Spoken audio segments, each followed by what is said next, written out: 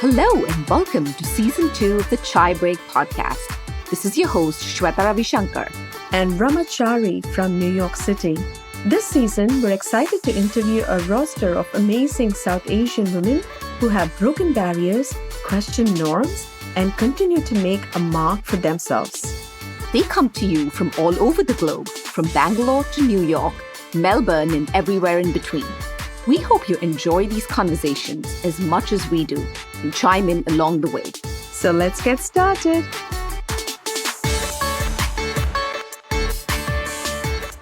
Hello. Welcome to the Chai Break podcast. Hi, Rama. How are you? I'm good, Shweyta. I was just talking offline to Shweyta about the day, the morning, how it started. So I just woke up. I had a great meditation this morning for 30 minutes, then went out for a run and got back just in time to do a class for my trainees. And now we're jumping into a podcast. So I like these days. I would say this is a great start to a day. Yeah. What do you think? Productive. Productive. That's awesome. So, Brahma, as you know, sustainability and sustainable fashion is very close to my heart, right? Okay. And for those of you who don't know and haven't heard yet, in our season 1 of the Chai Break podcast, episodes 7, 8, and 9, do give it a listen. We did a 3-part series on sustainability and sustainable living and how it's rooted in Indian culture and a whole lot more.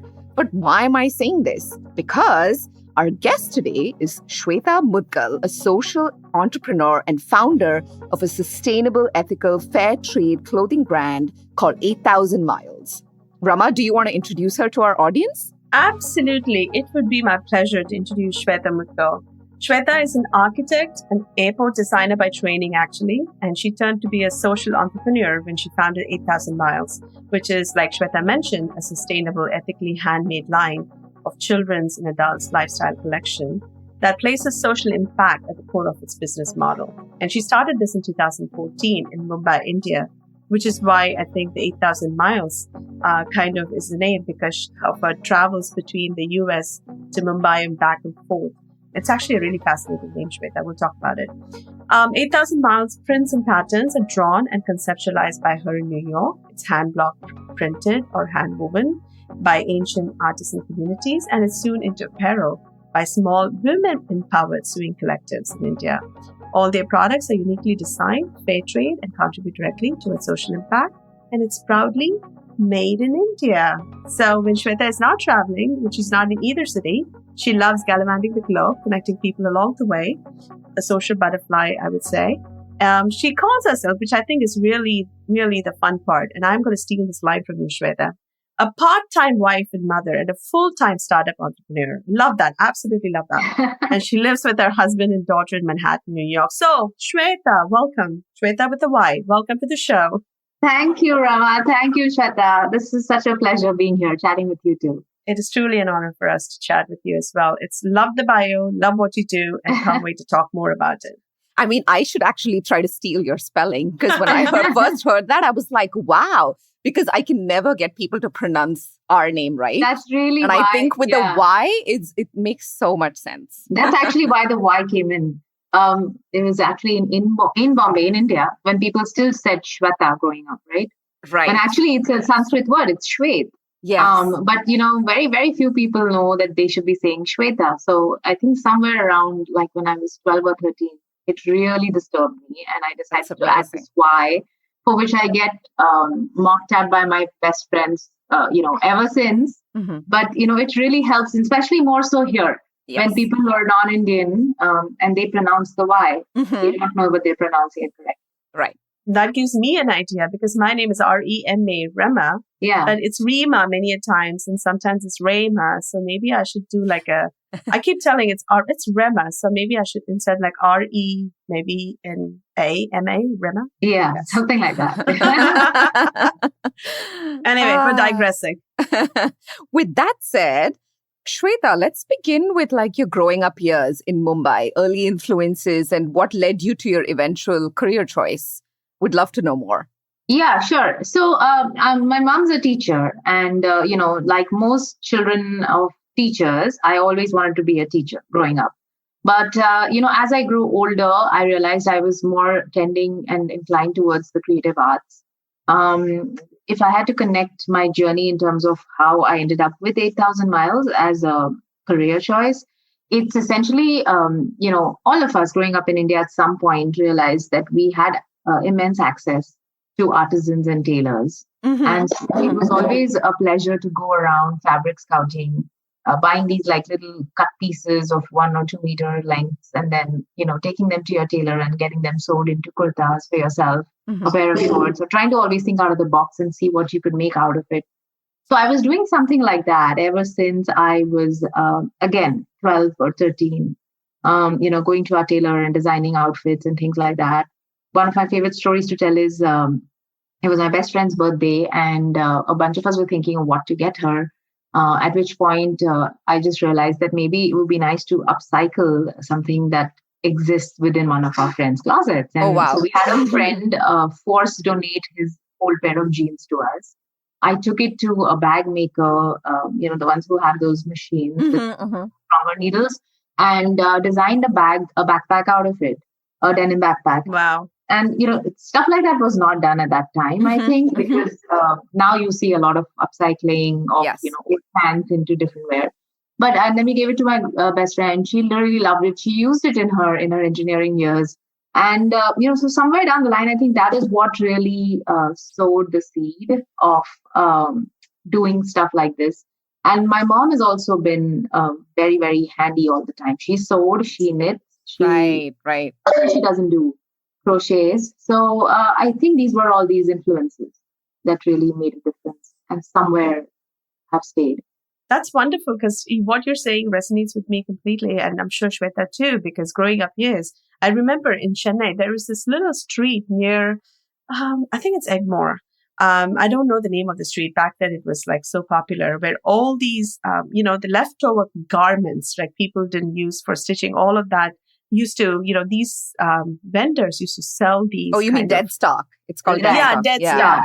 Correct. And they used to sell in this one lane in Chennai. And it was and people used to come from all over and just buy, because they used to sell it at like throwaway prices. Yeah. I still remember going there and buying some of those materials, just really good material. I used to make dresses out of it. It was fun doing it. Yeah, I think the joy of designing something with your tailor, whether it's your own design or like looking up a pattern book that they had, giving it to them and like coming back a few weeks later. This is what we talked about in our podcast in season 1, that just, coming back, that excitement, Right. It's far more than, when your package is shipped kind of thing, because that's the thing today. Like people are like, oh, when your package is shipped, like, there's that joy. But no, like, when you know the work you've put into it and you go and to pick it up, the joy is like unparalleled. Yeah, Right. that was so much fun. But I think that the not so fun part was the, haggling with the tailors. That's right. That was not fun. Yeah, I mean, the interesting part is, and again, my best friend and I, we had the same tailor because we grew up together in the same building. So the tailor always had this like moral compass of how low and how high your neckline could be. So we still joke about it, because even now, when sometimes one of us would wear a dress that's a little too low neck or something, it'd be like, our tailor would not have approved. So these are the things that, how in India, it kind of is, everything is community driven. Yeah. Yes. So even these kind of like sort of morality was passed on to us by him. And we would insist that, no, we need it to be 8 inches deep. And he'd be like, "Nahi, 7 inch." Exactly. So we would be like, okay, if you insist, but, So there was all of that. But, circling back into the question you asked, the other thing I feel the reason we did all of this is, we had the availability of resources to do it, because maybe we didn't sew ourselves. So we needed people to do it, and there were many of them around willing to do it. But I think more than that, it was some sort of an individuality or a streak of like uniqueness, if you will, that we all wanted. Because when you went to the store, you just found stuff that everybody was wearing. That's right. And so I think it starts off with the idea of wanting to create something that was just you and nothing that looked like anyone else's or off the shelf. So even today I feel like, when you go to an Indian wedding and like you ask them, oh, where did you get this dress from? Or where did you get that blouse from? And it's almost like everyone has this one secret tailor or secret boutique that they don't want to reveal. Right. Yeah. Yeah. No, I totally get it. So, to you, this might seem like seamless, but for us, like looking from the outside, like architecture to fashion, because you were designing airports. Like, can you talk us a little bit about that? Like how that happened? Yeah. So, I went to a really intense architecture school in Mumbai, which I think is also hugely responsible for the way I turned out eventually as an adult. And, I wouldn't change those 5 years for anything, because the school really sort of ingrained in us the idea that, and the exposure to every form of creative art. And that essentially is also how undergrad architectural education works in a good school, when you get exposed to very different creative arts, because you do realize that architecture is sort of the mother of all of these. Right. So the other thing that you'll see is eventually what happens is when you graduate from the school, of course, you graduate as an architect and you know how to design and keep a building up. But you also have along the line at some point done and dabbled in a bunch of different other creative arts. Mm-hmm. And being a creative person, you don't ever just pursue one form of creativity because it's just too less, right? So, so then there's always this thing where people are like, okay, but I'm an architect, but I do this too. I'm an architect, but I do this too. And then, generally, I think overall, if you look around and know any other architects in your life, many a times you'll see that they don't only pursue parallel passions, but they also sometimes just completely flip careers and move on to other creative passions. No, I can second that, because I have a friend who's an architect and she's such a good, she doodles. Right. And she creates all of these different things. Another is like a playground designer, but she does something completely different on the side. So I see that. Yeah. So they'll never just do one thing. And many a times, the other thing sometimes takes over. So I have friends who become movie stars, or they've become like theater, directors, play directors, or playwrights even. People have written a book. I know friends who've continued to stay in the profession, but become like staging artists and, influencers even today. So like it's a variety. I think it opened things up. Airport design happened sort of by accident because I was looking for a job post 9/11 in New York. Okay. And it wasn't really, my choice. So my first, proper job after graduating from my master's degree was in an office that did largely transit-oriented projects. And that's how I landed in transit designs, and airports were their like forte. So I spent a decade of my architectural career after graduation in designing airports, because, once you design airports, you continue to design airports. And it was fascinating, obviously, because, it's like what you said, when you hear someone designs airports, you're like, oh, wow. Like everyone's always been like, wow, that's amazing. It's huge. As a designer, it's not very satisfying because it takes a very long time to come through. And so, while I did get my dream airport design project through my airport design days, it took 5 to 6 years just to see it being built. And which airport was that? This was Mumbai Airport. Mumbai? Awesome. Yeah. Oh. I mean, that's your second love. It's an awesome airport. Exactly. To me, that was just like, you get to design. I was living in New York City. I had the opportunity to work on the design team that was designing Mumbai Airport. And as part of that, go back and forth. And that is also where 8,000 Miles started, because the idea of being able to go back to where I'm from and come back to where I live now was also a really a fun stage of life to, sort of intersperse both of these culturally, but also understand that they're both, very, very unique places in their own, in that sense. So that's how airport design. And then, all of this just led to doing something that I wanted to do, because anything I did, I wanted to have social impact, be at the core of the business model. And so the idea was to start with fabric and clothing, and then sort of, start off with, this was my small scale, and then go up to almost home and even designing spaces. Like upholstery and table linen and things like that. So which we've kind of are reaching there now. Okay. That's so very it's like the SML XL of, of designing.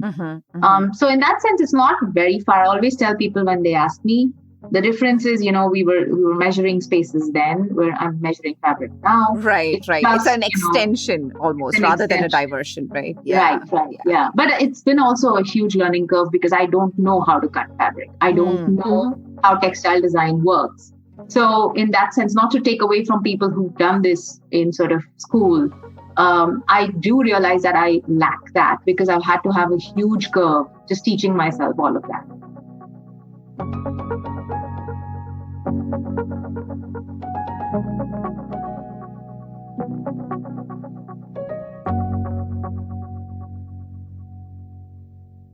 So, I mean, it's very interesting to me because, I mean, if you don't, I actually work in the retail space. So, and that's kind of like knowing the practices in retail, which are not environmentally friendly, is what led me to, become more, conscious and have a sustainable lifestyle. So, I mean, when starting the brand, like, how did you go about, like, choosing your artisans? And you especially talk about the social impact you have.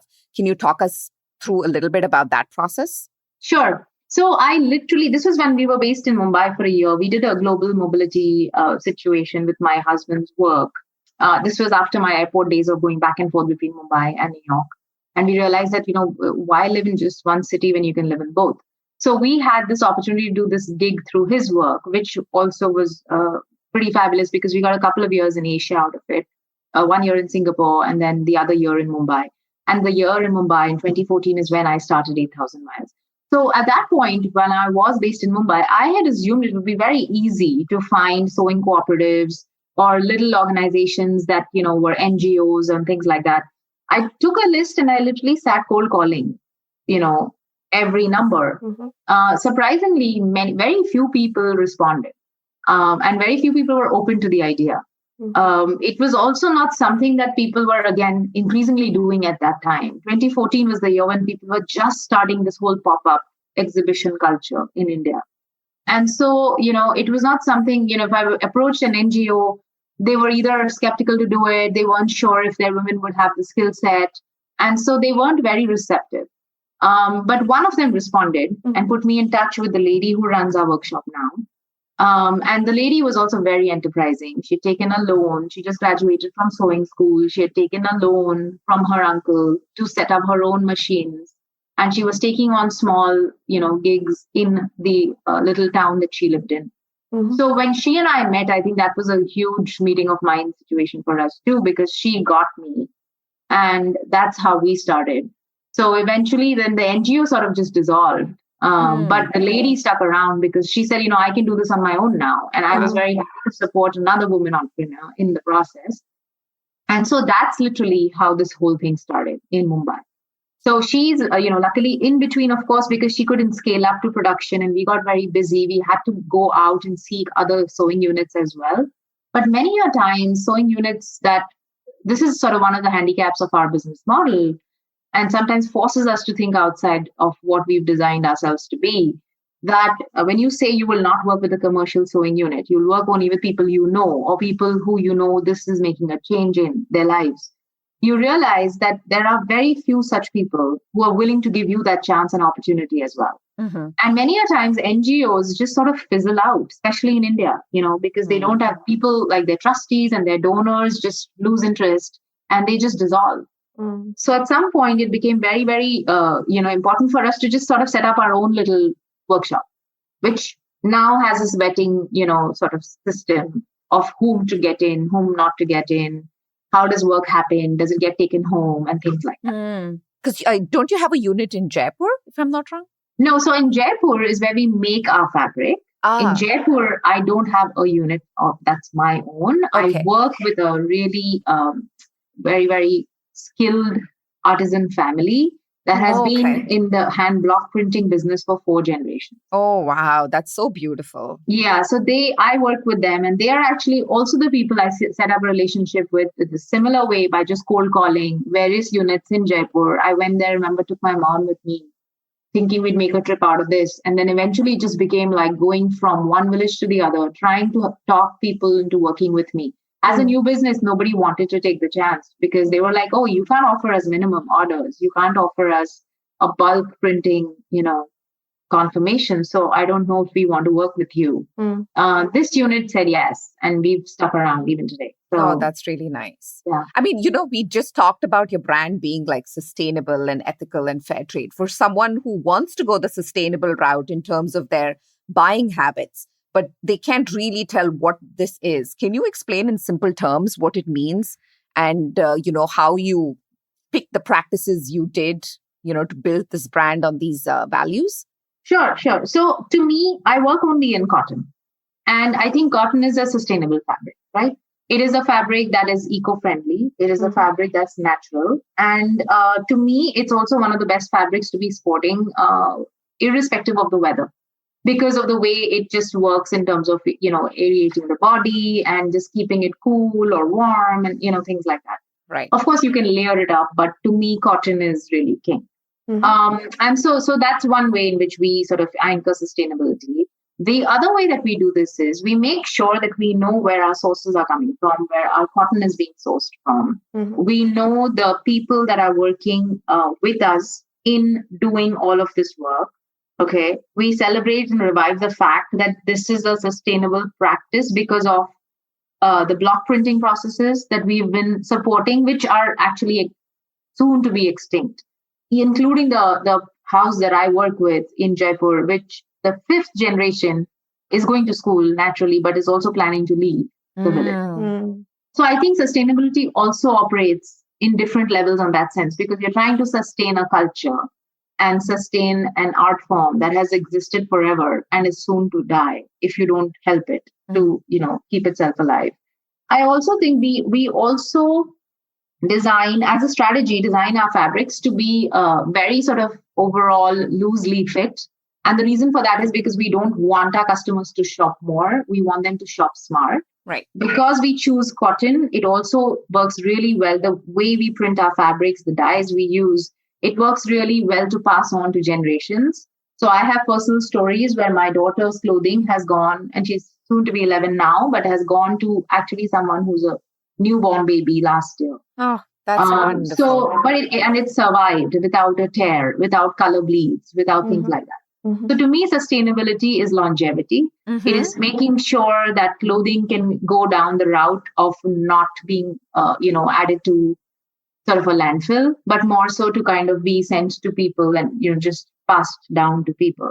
Yeah. So I think these are various ways in which we try to, create sustainability in our practice and keep it alive in that sense.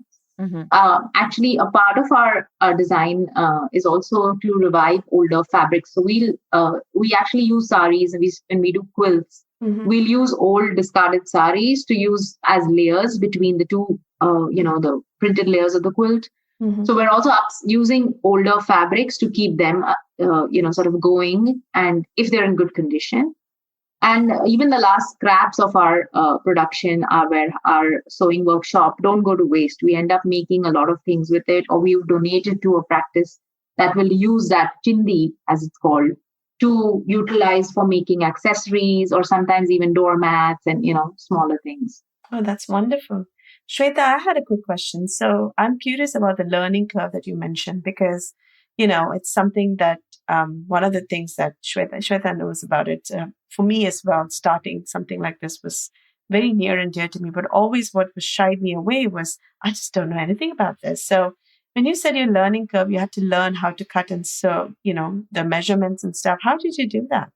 So I didn't have to learn how to cut and sew. I wish I had done that. And I'm probably going to be working towards doing it. But what I had to learn is, textile design is not like graphic design. And graphic design is relatively easier than textile design because you can just print what you want and you see it. Textile design varies because it's on fabric. So the base is different. The way your prints work on fabric are very different. Print multiples, print repeats are a thing that I had to teach myself because I design all the prints on our, line. But I also, so that was one learning curve to just sort of understand the textile design and printing aspect. If a print runs in a certain way, some of our prints, if you see on our Instagram, will always run in a unidirectional way. I am then told by my tailors that it's very hard to cut this because you have to then cut and lay out the pattern in such a way that it can only be done in one way upside, in a top up sort of a position. This is very different than if I did a print which is very generic and is rotated 360 degrees, because then you can cut the fabric anyway, and it's also more sustainable in that sense because you can use the smallest fabric in doing that. So this also has then altered my way of designing prints. because I realized that it's not a sustainable practice if we're going to waste a lot just because we want the print to be the correct way up. And so, these are the things. So this was one learning curve on the design aspect. But even just entrepreneurship, right? Like in general, the curve that came with that was completely a huge wave that just hit me, to which I was like, I had these small steps that I took, but I realized that this was going to be such a big deal because I started off as a small business, which was in India. It was always the plan to bring it here to the US. But as I mentioned, pop-up culture became a big thing in Mumbai at the time and in other big cities. So I got sort of tempted to, start selling in India, where we took off, and people appreciated cotton and, fun, contemporary, quirky prints on them. And so then the first 3 to 4 years of the business, I was working between Mumbai, retail shows and the US. So that itself was a huge curve. And that's why I say it's part-time wife and mother, because I was just gone all the time. And, even now, like when it's work, I'm just gone all the time. I really don't like turn around and look behind. I just need to make sure as an adult in my daughter's life when I leave. So that's, the other learning curve that really sort of hit me like a wave. And then we started wholesaling mostly about 3 years ago. So that was the other learning curve because I had to teach myself how to make line sheets. I didn't even know what a line sheet was. Haha, that's my world. Right. And then, so then I'm like teaching myself these softwares. I've photographed my styles myself. I've done photo shoots on my own. I've had friends who've been happy enough to help me do photo shoots. So at some point, as you probably, understand and know, being an entrepreneur is being everything from peon to proprietor. Yeah. And it was like, it still is, it still is. So this learning curve has just been crazy immense, not just in a new industry, but also just in general, I think, running a business. That is wonderful. I mean, so it looks like one of the challenges is actually the mindset, right? Because I'm sure there have been moments when you're like, what am I doing? And there have been moments when you might have just like, did you have any of those, when you talk about ups and downs, what was the biggest challenge for you? I think the fact that we've chosen to stick with small sewing units becomes a challenge for us because many a times, if we decide we're sticking to them for a reason, sometimes the people working with us don't see that.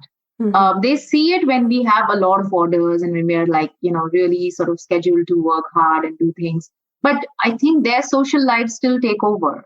Like they still need to eat lunch every day for an hour, which is not wrong. But there are days when you're probably working through lunch, and we all do that here, don't we? Things like that will not happen there. It doesn't matter what day of the week it is, if there's a deadline or not, we will still make sure we eat our lunch. We take a long break. We will go ahead and take these smoke breaks. We will go ahead and celebrate every festival on the calendar. And, we will have to do. So while I'm all for this because I understand being a woman myself, how important and integral it is to have support. What I don't see is it just doesn't become something that you can actually, do every single day without having to risk the way things work, right? So that I think is something that is also a very big challenge that I constantly face. Yeah, and I think that's where you wear the entrepreneur hat and how important and critical these deadlines are. Whereas, the people in your units working day in and day out, for them, it's just another day. Right.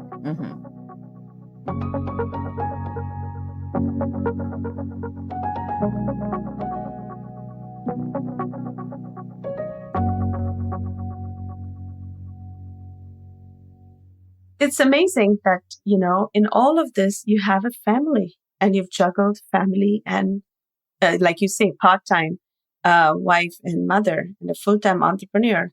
Yeah. This is really going to be interesting because there are so many aspiring entrepreneurial women out there. One of the things that we women, and we've talked about this in our previous podcast as well, so there's always this, this guilt factor that comes along, especially when you have a child and you always want to be there for the kid, want to be there for the family, but then have this, interests in life that you want to pursue a career. So it's always been the challenge for women, and hearing stories like yours is definitely going to be inspiring to those women who want to do something similar like you do. So how did you work through the family dynamics? So, I don't know. I sometimes think that, like you mentioned, how new mothers feel guilty about the fact that we have this baby now who we're having to take care of, and maybe not work or have to alternate with work. I also felt the opposite. I felt guilty that I had to give up my work because somebody new has come into my life. No, right? That's amazing. I mean, I think you need to normalize this conversation. This is gold right there. Because, I really, for me, it was all about like, hey, I have a great career right now. And, I am able to like go where I need to go, do what I have to do without having to be like this primary caregiver to somebody. And I don't mean this in a way where it's really, horrible for my newborn. Right? But, there was nothing wrong. And again, I was privileged enough to have the ability to hire help to take care of her. Because my husband and I both were working. My husband was almost, traveling for 3 to 4 days out of the 5-day work week. And so we were really never there. So except for probably the first year of our daughter's life, and of course, the first pandemic year that we had, all of us, I don't think we've really ever spent that much time with her and realized it. Because what made us realize is that this is just something we couldn't do. We had to get external help for this. We had to get people who could come, have a nanny who could sort of be with her. And if we normalize that, because we were like, how else is this going to happen? We live in a country where our parents don't live with us. Exactly. We don't have family. Yes. We have nobody to call family in this country. We just have really good, thick set of friends who are our friends turned family here. And these are the friends that actually have stayed over the years of her life, because now, ever since I started 8,000 Miles, which is when she was 2, when we were in Mumbai, and we came back and I was doing this back and forth between the miles in both the countries, what I did realize was that this was a huge boon to us. The fact that we were okay being these people, actually letting a friend stay with our daughter overnight, or have our daughter go stay at a friend's house overnight. Yeah. So we just literally, it took a village for us to raise her. And that also made it really, really special for us, because these were, friends who've now become family to us because they chose to take care of our daughters. Yeah. They just took her into their lives like nobody's business. And they just made her into what, she was. And to us, that is how we wanted to raise her. We wanted her to be independent. And I think that's what we've achieved over the last 10 years. Is, there have been, we still talk about it in a very funny way. There have been nights, the 3 of us have been in 3 different countries. And she was like 6 or 7 at the time, and she wasn't with a family member. She was with a friend who was given her health insurance card and always told that whatever happens, we trust your judgment. I mean, that's really, really amazing. That's so good. Yeah. So this is how we chose to rear her, because, she's the only one. But yeah, we have careers and we have things we want to do. And that runs the course till today. Unless, of course, it's a very important day in her life, or if it's a very important phase. And on my birthday one year, I was on my way to India and I realized that she was more sad than I was, because I was going to have a working birthday. And so she made a small request and she said, can you try to just be around on your birthday? Aww. And I was like, okay, that's something I can work around. So it's fine. So these are to me, that's a very small adjustment. Yeah. But that's literally how we made things to be. So, no, and I just want to say that, women like you kind of inspire other women to stop having that mom guilt, because there is never, the dad guilt is not talked about, and I don't even know if it exists. But, especially because doing everything you're doing, being this entrepreneur, doing all of these things, you're actually being a great role model to your child, And I think people mothers, young mothers especially, they don't realize that, because they always hold it down to like, oh, I have to be there, I'm guilty, I'm not here, I'm not there. But like when your child actually sees you going out and achieve these things, it kind of sets the example that, age and, having a child or whatever that is no bar, to achieving what you want. Kudos to you, Shweyta. I think this is literally the reason why we are doing this podcast, because we want to really meet people like you. I mean, I've learned a thing or two from this discussion, because there's always, there is this, I think it's probably cultural. Growing up in India, you see a very strong maternal influence, and you think this is the right thing to do, always staying with the child till the child's growing up. But hearing stories like you is what is really needed to normalize this whole concept of, yes, you can have family at the same time. You can totally support your dreams. And that is exactly what you've done. So kudos to you for really, really normalizing this, not making it a taboo, which it still remains in some places where, oh my God, you're doing this. Culturally, it's still there. So kudos to you. Job well done. Yeah. I've learned a thing or two already. Thank you. Thank you so much. Yeah, I think it also stems from us being selfish, right? Like, and I tell my daughter Zoe the same thing every day, that if I'm not going to be happy, you won't be happy. Correct. So I need to be contented, satisfied. And it comes through. It really, both of you have daughters. We are all three moms who have three daughters. And tomorrow you do anything, you blink differently and your daughter will catch it. She just knows it. Mm-hmm. I think the bottom line is that, if you don't teach this at home, there's no one to learn. Mm-hmm. So, and like Shweta correctly said, if you have to be the role model for this. So if you're not the role model, how are they going to understand that it's okay, it's normal to have a career and to work and give it more importance sometimes than whether things are okay or not. I agree with you. So let's start back. So family, how did the family dynamics work into this? You mentioned that you and your husband traveled at the same time. And you also mentioned that Zoe was, your daughter. You provided her with the independence. Your friends came into your support system. You formed a community where friends became family, and your daughter was able to adapt in many different people's houses and was able to understand that both of you had your careers and so on, was able to absorb it. So that is so beautiful, like how you've done. And, especially for girl children to learn that right from the get-go, that you don't have to be tied to something because of a certain societal pressure or a concept. You just do whatever it is that makes you happy. And one of the points that you mentioned truly rings a bell to me as well, in the sense like you mentioned that if I am happy, you will be happy. If I'm not happy, if the mother is not happy, if the father is not happy, the kids are not going to be happy, right? So That's where our self-care comes and everything, or the concept comes. Do whatever it is to make yourself happy so you can spread the happiness to everyone, including your children. So that's a really very well said right there, Shweta. That's beautiful. Thank you. Yeah, I just feel, and there are many times I feel that I think it's very simple, right? This whole equation. And I was raised by a mother who thought similarly. She chose to not leave Mumbai because she saw when my father got transferred for 5 years, and very important 5 years of a growing child, from when I was 5 to when I turned 10. Those 5 years, my father got transferred through his work to a city in Madhya Pradesh called Indore. And, at that point, he asked my mom, okay, so should we leave? Because, I'm going to be there for 5 whole years. It's going to be hard to stay away. And this is in the 90s. So, it was a very difficult and different time to be a remotely married couple, but remote family even. Yeah. There was no FaceTime. There was none of all of that. There were only trunk calls. And then there were every possible holiday that you took a train and went to see your father and spend with him. Mm-hmm. But, just even the integral years of not having your dad around for 5 to 10 was huge. My mom had just started her job as a teacher in Mumbai, and she had actually come from MP to Mumbai because she got married to my father, just started her career as a teacher in the municipal corporation, had gotten me to go into a school sort of from KG, kindergarten onwards. And she's like, we are both settled here. Me in my career and my daughter in school with her friends. Mm-hmm. I don't want to break her friendships, and I don't want to create a lull in my career. So why don't you move?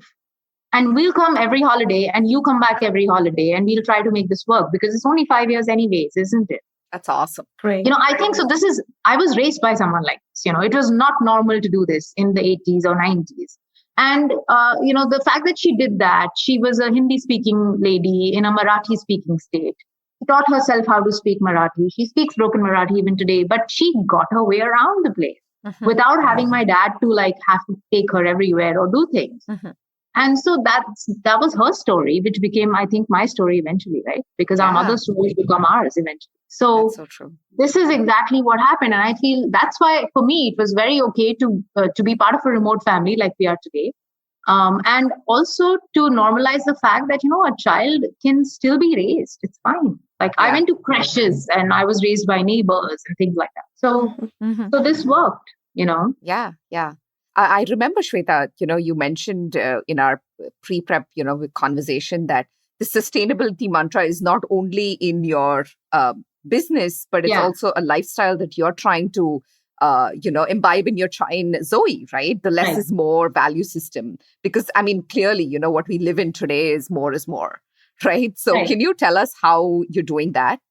So, we've always, as a family, believed in less is more. And, luckily my husband has always sort of also followed that strategy. And he and I have now raised our daughter to think like that. We are not sure how successful we are because our daughter is obviously impressionable.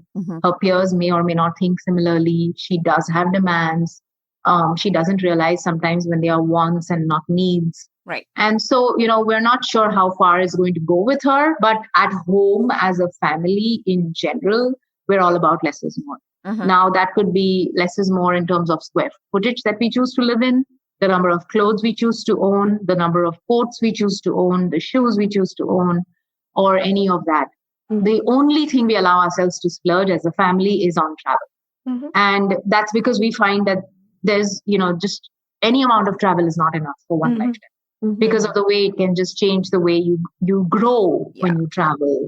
And you see the world and you realize and you become more of a humble person, which is very, very important also in raising our child. Because we always tell her she's highly privileged. Exactly. And she doesn't know half of what, the lives of other children all around the world could be like. So, less is more has always been, it's my mantra since my architecture days. That's awesome. And it's something that I follow even now. And we realize it's great. It's great to be clutter free. It's great to have a life of less because then, you can move with it wherever you want to. Yeah. And we've moved so many times. And I think we have only because we've had less. If we had more, we would always be sort of bogged down by the baggage of it. Right. But it's been great. It's been great to just sort of, if you have less, you can fly. And I think that's good. We're light like that. Yeah. So, I mean, wrapping this up, this amazing conversation, what is your vision for 8,000 miles? What is your dream for the future, not only for 8,000 miles, but even for the fashion industry? What do you hope to see? I really, really hope, the fashion industry is getting there. I know because there's a lot of endeavor towards it from very, very big brands as well. But I really hope the fashion industry can set a trend in that people realize that fashion really is something that you create for yourself. And that comfort comes over fashion. It's not something that you need to follow. There's no need to follow a trend. You can create the trend. Yeah. I think that's something that is very, very important to me because I've always wanted to subscribe to that. I don't like big brands. I don't buy bags because they have initials of big brand designers on them because they don't serve my purpose. They are not unique. You're just one of like many people doing that. So I think to me, the fashion industry is going to be better if it sort of accentuates the fact that people have to, just sort of thrive in their individuality. Yeah, because I feel like when you have so many big brands telling you every single season what's in trend and what's not, and when you wear white, when you don't wear white, and all of these umpteen number of fashion rules and things like that, right? It's almost like you said, you lose individuality, right? Because everybody is doing the same thing. Like for example, I'm big into fashion. When I look through my Instagram feed, at one point, I'm like, wait, why is everyone looking the same? Whether it's home decor, whether it's fashion, everybody starts looking the same. Yeah, yeah. And I feel like fashion is just a form of self-expression, isn't it? So really, it should be very, very different and unique and comfortable for what you are about. It has to be a reflection of you and your tastes and your aesthetics and your design. Right. So that's one thing that I hope the fashion industry can start exemplifying more than it does right now, along with the fact that and with that comes everything else. It's sort of like a domino effect. When people realize that, they will make use of what they own as against go running to buy something that should be owned. Correct. And so there'll be less wastage, less purchase, and therefore not as much wastage, So I think there's that. For 8,000 miles, I've always dreamt of having a store. I have always dreamt of. It's a very impractical desire, given the fact that like there's all these costs that go with it and things like that. Mm-hmm. But at some point, because I'm such a people communicator and connector and sort of event person, I've always liked the idea of having this sort of lifestyle space which can lend itself to talks and workshops and things as well. Beautiful. But at the same time, also be sort of this space for other designers that think like me to come in and exhibit and do things. Mm-hmm. I don't know if we'll ever get there. Like I said, it's an impractical thing to feel. But for now, we're just sort of going up on that ladder of scale that I talked to you earlier about. Mm-hmm. And, we've been doing textiles now for the last couple of years. I did a lot of designing in my own new space. So at some point, maybe that's where it's going to go as well. That's awesome. So that's really the hope, that it just goes, and continues to be the way it is. We have stores lined up pretty much all around the world at this point, which we're happy about because they're return customers. They believe in us, in our designs. They want things that are new, that we keep doing every year, and they stick with us. Mm-hmm. Nice. So, the idea is to just keep the business growing more and more every year for now. Wonderful. Very nice, Shweyta. This is so, I have to say that we always record our podcast in the morning, and we meet such fabulous women that we talk to, and it gives a nice start to our day. And I have to say that the conversation with you is just a nice kicker for the day. And I'm just going to think about some of the things that you said, especially the family dynamics and work-life balance. Yeah. And the Thank you so much. It's so nice to know you two women too, because both of you are like perfect examples of where we should go as South Asian women, right? And I think it's awesome that we've just got together like this. Yes. And we should, continue this friendship. Yes. For sure. Yeah. And good luck to you and good luck to the brand. Please, everyone, check out 8,000 Miles. And after hearing Shweta's inspirational story, I'm sure many of the women in the audience would be thinking about something that they've always wanted to do, and probably will take the next steps. Thank you, Shweyta. This was truly, truly a wonderful conversation. Enjoyed it. Thank you, Rama. Thank you, Shweyta. This was great. Thank you. Yeah, thank you so much. So until next time, bye, everyone. Bye. Bye.